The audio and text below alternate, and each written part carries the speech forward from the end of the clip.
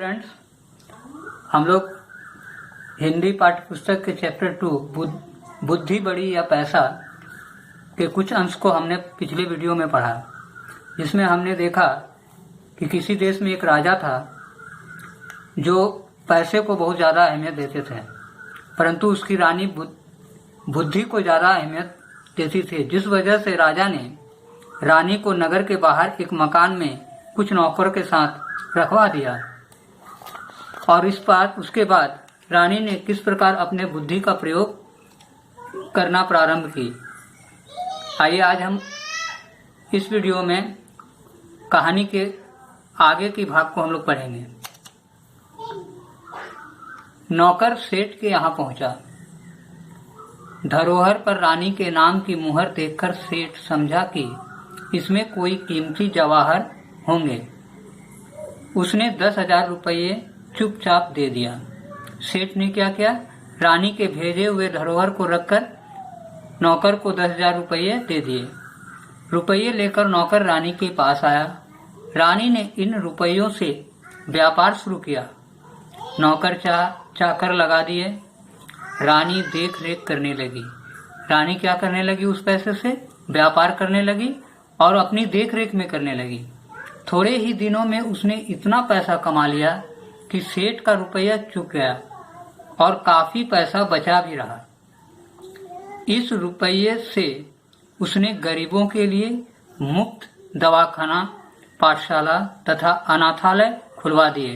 रानी ने बचे हुए रुपये से गरीबों के लिए दवाखाना, पाठशाला तथा अनाथालय खुलवा दिए। चारों ओर रानी की जय जयकार होने लगी और इस कारण रानी की चारों ओर जय जयकार होने लगी। शहर के बाहर रानी के मकान के आसपास बहुत से मकान बन गए और वहां अच्छी रौनक रहने लगी। इधर रानी के चले जाने पर राजा अकेला रह गया। रानी थी तब वह मौके के कामों को संभाले रहती थी। राजकाज में उचित सलाह भी देती थी। रानी क्या करती थी, राजकाज में उचित सलाह देती थी। धूर्तों की दाल उसके सामने नहीं गलने पाती थी। धूर्त अर्थात बुरे लोग, दगाबाज लोग।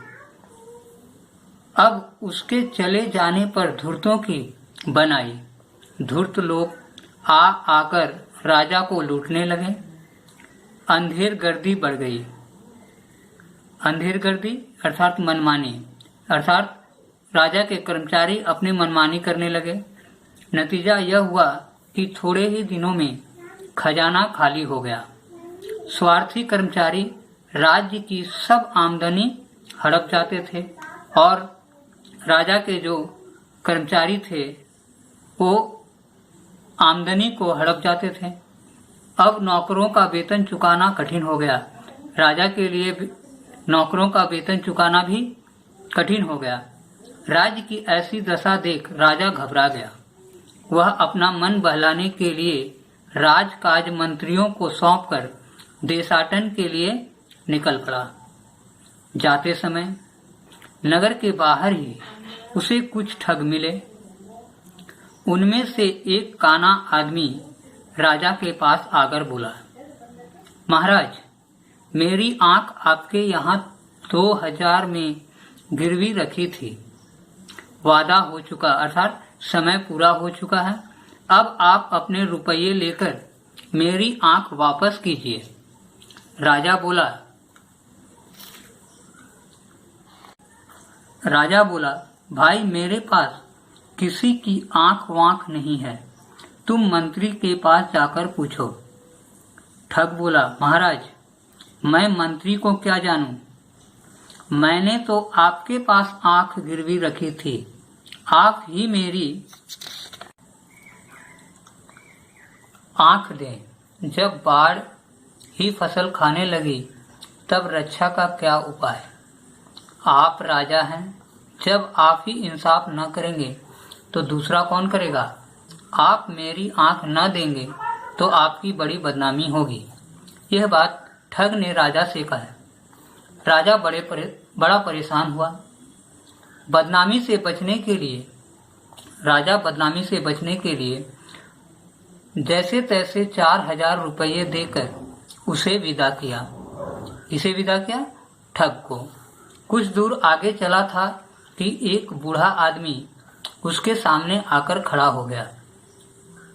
पहले के समान वह भी कहने लगा, महाराज, मेरा एक कान आपके यहाँ गिरवी रखा था, रुपया लेकर मेरा कान मुझे वापस कीजिए। ये भी एक ठग थे और पहले ठग की भांति ही राजा से यह ठग भी अपने कान के रुपये वापस कर अपने कान मांगने लगा। राजा ने उसे भी रुपया देकर विदा किया और इस ठग को भी राजा ने पहले ठग की भांति ही पैसा देकर विदा कर दिया। इस प्रकार रास्ते में कई ठग आए और राजा से रुपया ऐंठ कर चले गए। राजा जो कुछ रुपया पैसा साथ लाया था वह ठगों ने लूट लिया था। वह खाली हाथ कुमारी चौबाला के देश में पहुंचा और इस प्रकार ठगों से ठगे जाने के बाद राजा कहाँ पहुंचा?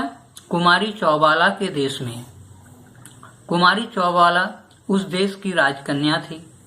उसका प्रण था कि जो आदमी उसे जुए में हरा देगा उसी के साथ विवाह करेगी। रानी कुमारी चौबाला की क्या प्रण थी कि जो आदमी उसे जुआ में हरा देगा वह उसी से विवाह करेगी। राजकुमारी बहुत सुंदर थी। दूर दूर के लोग उसके साथ जुआ खेलने आते थे और हार कर जेल की हवा खाते थे। सैकड़ों राजकुमार जेल में पड़े थे। अभी तक आपने कहानी को समझा। अब शेष भाग अगली वीडियो में हम पढ़ेंगे। धन्यवाद।